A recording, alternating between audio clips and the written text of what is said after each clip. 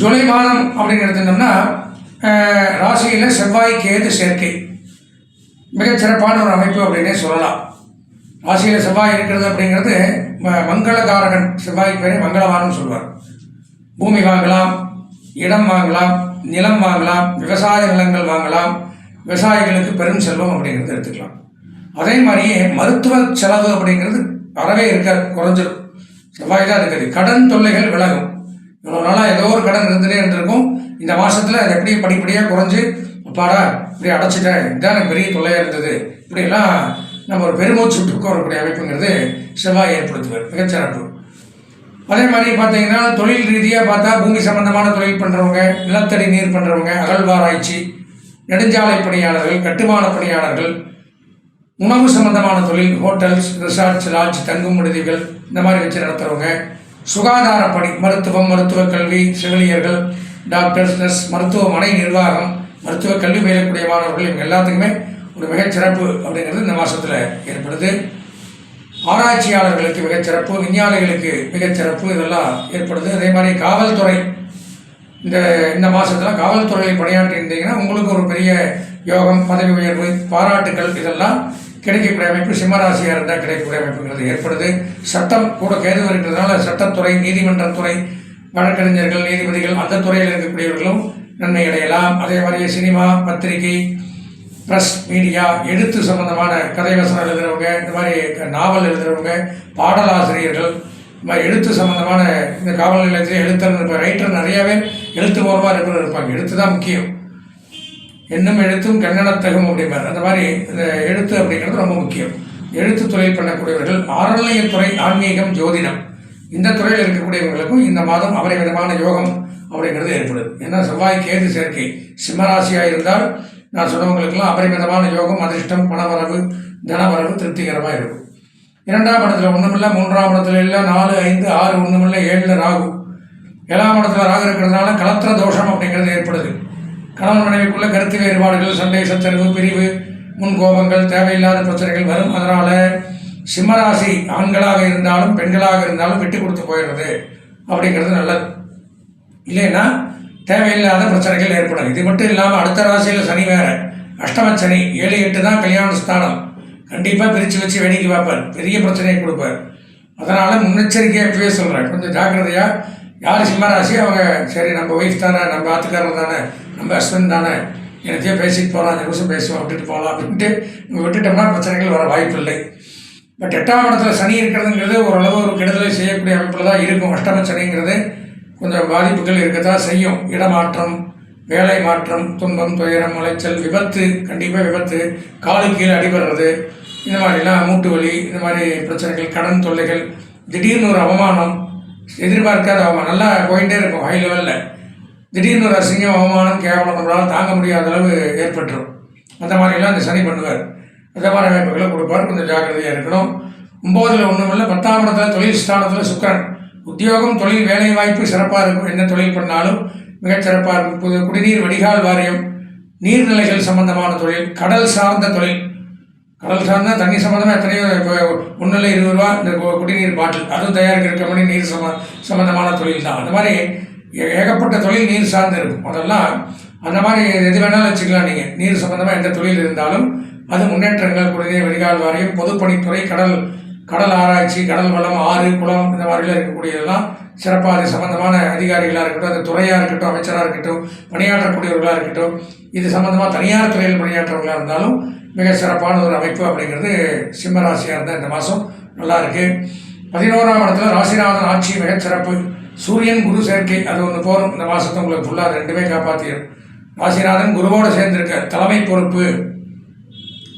உங்களுடைய இதில் உங்களோட 100 பேர் வேலை செஞ்சுருப்பா, திடீர்னு உங்களை கூப்பிட்டு நீ 99 பேர் நீ தான் இனிமேல் பொறுப்பு, நீ பார்த்துக்கோ அப்படின்னு ஒரு பொறுப்பை கொடுத்துருவாங்க. டீம் லீடிங், தலைமை பொறுப்பு, ஹெட் ஆஃப் தி டிபார்ட்மெண்ட், இந்த மாதிரிலாம். ஏன்னா சூரியன் தான் அதுக்கு அதிபதி. அது உங்கள் ராசிநாதனாக இருக்கிறதுனால, குருவோடு சேர்ந்துருக்கிறதுனால ஒரு நீங்கள் தான் வந்து நிர்வாகம் பண்ணி தலைமை பொறுப்பு நடத்தி வழிநடத்தி கொண்டு போகணும். அந்த மாதிரி அமைப்பு கொடுப்பார். மிகச்சிறப்பு. அது அரசியல்லே அப்படி தான். அரசியல் இருந்தாலும் உங்களுக்கு கீழே சில பிரிவுகளை ஒதுக்கி இது நீ தான்ப்பா பொறுப்பு அப்படின்லாம் அது நடக்கும். உங்களுக்கு தெரியும், புரியும் நான் சொல்கிறது. நடக்கும்போது நீங்கள் தான் இதை வந்து பண்ணணும் அப்படிங்கிற மாதிரிலாம் சொல்லுவாங்க. அதே மாதிரி இப்போ பெரிய பெரிய பதவிகள் இருக்கிறவங்களுக்கும் பெரிய ஒரு மனிதர்களுடைய ஆதரவு அப்படிங்கிறது கிடைக்கக்கூடிய வாய்ப்புகள் உண்டாகும். வீடு வாங்கலாம், மனை வாங்கலாம், இடம் வாங்கலாம், பொன் பொருள் ஆடை ஆபரணங்கள் வாங்கக்கூடிய அமைப்பு உண்டாகுது. குறிப்பாக பார்த்தீங்கன்னா நான் முதல்ல சொன்ன மாதிரி அணிகலன்கள், அழகு சம்பந்தமான ஹெர்பல் அழகு நிலையங்கள், பியூட்டி பார்லர், சலூன், உடற்பயிற்சி கூடங்கள், விளையாட்டு மைதானங்கள் இதெல்லாம் வைத்து நடத்துபவர்களுக்கும் நன்மை. 12ஆம் இடத்துல புதன் வக்கரமாக இருக்கிறதுனால தனியார் துறையில் பணியாற்றக்கூடியவர்கள், ஐடி கம்பெனியில் பணியாற்றக்கூடியவர்கள், கல்வி பயிலக்கூடிய மாணவர்கள் கொஞ்சம் கவனமாக இருக்கணும் இந்த மாதத்தில். மற்றபடி எல்லாமே சிறப்பாக இருக்குது. முக்கியமான பணிகளை தவிர்க்க வேண்டிய சந்திராஷ்டம தினம் அப்படின்னு பார்த்தீங்கன்னா 15/7/2025 செவ்வாய்க்கிழமை இரவு 12:31 முதல் 18/7/2025 வெள்ளிக்கிழமை அதிகாலை 3:27 வரை சந்திராஷ்டமம். அப்போ எந்த பணியும் செய்ய வேண்டாம், அமைதியாக இருக்கணும். இந்த மாதம் அதிர்ஷ்டமான வண்ணம் சிவப்பு, அனுகூலமான திசை மேற்கு, அதிர்ஷ்டமான எண் 1, வணங்க வேண்டிய தெய்வம் சிவபெருமான். ஜூலை மாதத்தில் வரக்கூடிய விசேஷ தினங்கள் என்னென்ன விசேஷம்? ஒவ்வொருத்தருக்கும் ஒவ்வொரு சுவாமி பிடிக்கும். அந்தந்த சுவாமிக்கு என்னைக்கு விசேஷம் வருது, அவங்க அந்த அன்னைக்கு எந்த சாமியை விரதம் இருந்து வழிபடணும்.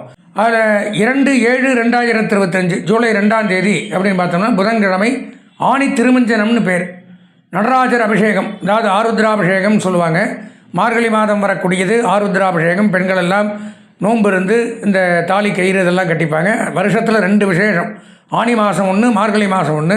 அதில் ஆணி திருமஞ்சனம் அப்படிங்கிற விசேஷம், நடராஜர் அபிஷேகம் சிவாலயங்களில் மிகச் சிறப்பான வழிபாடுகள் செய்யக்கூடியது இந்த ஜூலை 2ஆம் தேதி நடக்குது. அன்றைக்கி சிவபக்தர்கள் அவசியம் ஆலயம் சென்று இறை வழிபாடு மேற்கொள்வது நன்மையை தரும்.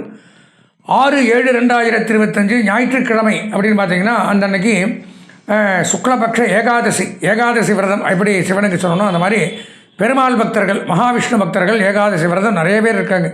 பச்சை தண்ணி கூட குடிக்காதவங்க நிறையா இருக்காங்க. அன்றைய தினம் அந்த விசேஷத்தை, அந்த தினத்தை அனுஷ்டிக்கிறது அப்படிங்கிறது நன்மையை தரும். அது கூட அன்றைய தினம் குரு உதயமாகிறார். இவ்வளோ நாளாக குரு அஸ்தமனமாக இருந்தார், குரு மூடம் அப்படின்னு சொல்லுவாங்க. இப்போ குரு பகவான் உதயமாகிறார் அந்த அன்னைக்கு. அதனைத் தொடர்ந்து 8/7/2025 செவ்வாய்க்கிழமை சுக்லபக்ஷ மகா பிரதோஷம், சிவபெருமானுக்கு உகந்த பிரதோஷம். என்றைக்குன்னு பார்த்தீங்கன்னா 8ஆம் தேதி செவ்வாய்க்கிழமை ஜூலை 8. சிவபக்தர்கள் ஆலயம் சென்று வழிபடுவது நல்லது. 10/7/2025 வியாழக்கிழமை பௌர்ணமி சம்பவிக்குது. அம்பாளுக்கு உகந்த தினம். சந்திர திசை, சந்திர புத்தி நடக்கிறவங்க, ஜாதகத்தில் சந்திரன் வீக்காக இருக்கிறவங்க, மனக்குழப்பம், மனப்பதட்டம், சைக்கார்டிக் ப்ராப்ளம், மனநோய் உள்ளவர்கள்லாம் இந்த பௌர்ணமி தினத்தன்னைக்கு அம்பாளுக்கு நெய் தீபம் ஏற்றி வழிபட்டால் முழுமையாக குணமடையும். அதுக்கப்புறம் பார்த்தீங்கன்னா 14/7/2025 திங்கட்கிழமை சங்கடகர சதுர்த்தி. எல்லாருக்கும் தெரியும், விநாயகப் பெருமானுக்கு மிக மிக உகந்த தினம். சங்கடம் அப்படின்னா கஷ்டம், ஏன்டா சங்கடப்படுத்துகிற அப்படிம்பாங்க. அந்த மாதிரி சங்கடம்னா கஷ்டம். ஹர அப்படின்னா அழிக்கக்கூடியது எப்போவுமே. அதான் சிவபெருமானுக்கு ஹரன்னு பேர். ஹரிஹரன், ஹரின்னா காப்பாற்றக்கூடியவன், ஹரன் அப்படின்னா அழிக்கக்கூடியவன். அப்போ சங்கடங்களை அழிக்கக்கூடிய சதுர்த்தின்னு பேர் அன்றைய தினம். அன்றைய தினம் விநாயகப் பெருமான் பக்தர்கள் காலையிலேருந்து விரதம் இருந்து மாலை 6 மணிக்கு விநாயகரை தரிசனம் பண்ணிவிட்டு சந்திரன் வந்தவுடன் சாப்பிட்டோம்னா அன்றைக்கி மிக மிக எதிர்பார்த்த பலன்கள், இருக்கக்கூடிய கஷ்டங்கள் அனைத்துமே போகும். 16/7/2025 புதன்கிழமை சஷ்டி, கிருஷ்ணபக்ஷ சஷ்டி. முருகப்பெருமான் பக்தர்கள் அன்றைய தினம் விரதம் இருந்து முருகனை வழிபடுவது மிகவும் நல்லது. தேய்பிரை சஷ்டி அன்னைக்கு. 17/7/2025 வியாழக்கிழமை ஆடி பண்டிகை அன்னைக்கு, ஆடி 1ஆம் தேதி. எல்லாம் அந்த கிராமங்கள்லாம் பார்த்திங்கன்னா இந்த பழங்கிழங்கு, பழம், வெல்லம், இதெல்லாம் வேப்பம்பூ இதெல்லாம் போட்டு அன்றைக்கி கொண்டாடுவாங்க, ரொம்ப விசேஷம். 20/7/2025 ஞாயிற்றுக்கிழமை கிருத்திகை. எல்லாருக்கும் தெரியும், முருகனுக்கு மிக உகந்த தினம். முருக பக்தர்கள் அன்றைய தினம் விரதம் மேற்கொண்டு முருக வழிபாடு செய்வது மிக மிகச் சிறப்பு. கேட்டது கிடைக்கும் சுப்பிரமணியரை வணங்கினால். அப்புறம் பார்த்திங்கன்னா 22/7/2025 செவ்வாய்க்கிழமை தேய்பிறை பிரதோஷம், சிவ வழிபாடு. நான் முதல்ல சொன்ன மாதிரி சிவ வழிபாடு செய்வது மிகவும் உத்தமம். அதுக்கப்புறம் பார்த்திங்கன்னா 24/7/2025 வியாழக்கிழமை ஆடி அமாவாசை. எல்லாருக்கும் தெரியும், தை அமாவாசை, ஆடி அமாவாசை. இந்த மாலையபக்ஷ அமாவாசைங்கிறது ரொம்ப விசேஷம். பிதர்களுக்கு முன்னோர்களை நினைத்து வழிபட வேண்டியது இது. மற்ற அமாவாசை விட்டாலும் இந்த 3 ஆடி, தை, புரட்டாசியில் வர மாலையபட்சம். இந்த மூலையும் யார் முறையாக தவற விடாமல் தர்ப்பணம் கொடுத்து பிண்டங்கள் வைத்து பிதர்களுக்கு வழிபாடு செய்கிறார்களோ அவர்களுக்கு ஜாதகத்தில் இருக்கக்கூடிய பிதிரு சாபங்கள் அப்படிங்கிறது, முன்னோர் சாபம் அப்படியிலிருந்து முழுமையாக வெளிவரலாம். அன்ற ஆடி அமாவாசைங்கிறது 24ஆம் தேதி ஜூலை மாதம் நடைபெறுகிறது. அன்றைக்கி முன்னோர்கள் வழிபாடு செய்கிறது நல்லது. அதுக்கப்புறம் பார்த்திங்கன்னா 27/7/2025 ஞாயிற்றுக்கிழமை வாஸ்து நாள். எல்லாருக்கும் தெரியும், இப்போல்லாம் நிறையா இதெல்லாம் முதல்ல தெரியாது. வாஸ்து நாள் அப்படின்னா புதிய கட்டடங்கள் துவங்குறது. வாஸ்து பகவான் அப்படிங்கிறவர் வருஷத்தில் 6 நாள் தான் முழிச்சிருப்பார். 6 மாதத்தில் ஏதோ ஒரு மாதத்தில் மற்ற நேரம் பூரா தூங்கின்னு இருப்பார். அவர் முழிச்சிருக்கிற தினத்தன்னைக்கு அவர் எந்திரிச்சு சாப்பிட்டு பல் தேய்ச்சிட்டு ஆகாரம் பண்ணிட்டு இந்த தாம்பூல தாரணம் வெத்தலைப்பாக்கு போடுவாராம். அந்த டைமில் தான் நம்ம இந்த முகூர்த்த கால் போடும்போது தான் கோயிலாக இருக்கட்டும் வீடாக இருக்கட்டும் எப்பேற்பட்ட ஒரு அலுவலகமாக கட்டடமாக எதாக இருந்தாலும் சரி அந்த நேரத்தில் துவங்கினால்தான் அது மேலும் மேலும் விருத்தி அடையும். ஞாயிற்றுக்கிழமை என்றைக்கு வருது காலை 7:45 8:15 அதை பண்ணணும். அந்த பூமி பூஜை பண்ணுறது ஆரம்பிக்கிறது அப்படிங்கிறது அந்த நேரத்தில் வருது. அதுக்கப்புறம் பார்த்தீங்கன்னா 28/7/2025 திங்கட்கிழமை ஆடிப்பூரம் சுக்ல சதுர்த்தி 2 விசேஷம். அம்பாளுக்கு ரொம்ப அம்பாள் கோயிலெல்லாம் இந்த ஆடிப்பூரம் அம்பாளுக்கு வளகாப்பு அப்படிம்பாங்க சில பேர். வளையெல்லாம் பண்ணி காப்பு போட்டு இந்த மாதிரி விசேஷங்கள். ஊஞ்சல் உற்சவம் பண்ணுவாங்க அம்பாளுக்கு. வளர்பிறை சதுர்த்தி விநாயகர் பெருமானுக்கு உகந்த நாள். சங்கடகர சதுர்த்திக்கு 5 நாள் வளர்பிறை சதுர்த்தி. இது ரெண்டுமே விநாயகருக்கு உகந்த தினம். விநாயகரை வழிபடுவது அன்றைக்கு சால சிறந்தது. அதனைத் தொடர்ந்து பார்த்திங்கன்னா 30/7/2025 புதன்கிழமை சுக்ல சஷ்டி வளர்பிறை சஷ்டி. இது ரொம்ப விசேஷம். முருகப்பெருமானுக்கு விரதம் இருந்து சஷ்டியில் இருந்தால் அகப்பையில் வரும்னு சொல்லுவாங்க. இது அப்படியே மாற்றி தான் சஷ்டியில் இருந்தால் அகப்பையில் வரும்பாங்க சாப்பாட்டுக்கு. சஷ்டியில் விரதம் இருந்தால் அகப்பை, அகம்னா நம்ம சரீரத்துக்கு பேர், உடலுக்கு பேர் அகம். அகத்தில் இருக்கிற பை அப்படிங்கிறது கர்ப்பப்பையை தான் குறிக்கும்.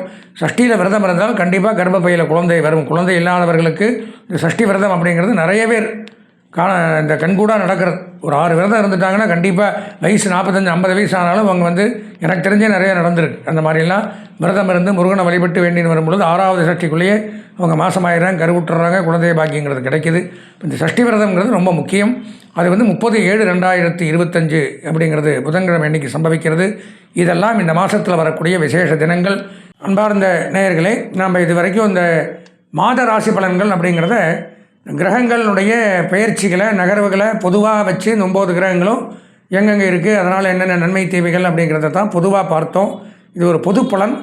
அது போக அவரவர்கள் சொந்த ஜாதகம் நாம் பிறந்த நேரத்தில் இந்த காலச்சக்கரத்தில் அன்றைய தினம் அந்த நேரத்தில் இந்த 9 கிரகங்கள் எங்கெங்கெல்லாம் இருந்ததோ அதுதான் நமக்கு சொந்த ஜாதகமாக அமையும். அதனால் நமது நேயர்கள் சொந்த ஜாதகம் அவசியம் பார்க்க விருப்பப்பட்டால் இந்த ஸ்க்ராலிங்கில் வரக்கூடிய அடியனுடைய அலைபேசி எண்ணான 9865098370 இந்த எண்ணிற்கு தாராளமாக தொடர்பு கொண்டு உங்கள் சொந்த ஜாதகத்தை பார்த்து முழு பலாபலங்களையும் தெரிந்து கொண்டு நல்லபடியாக இருக்கணும்னு ஆசீர்வாதம் பண்ணி கேட்டுண்டு விடைபெறுகிறேன். நன்றி, வணக்கம்.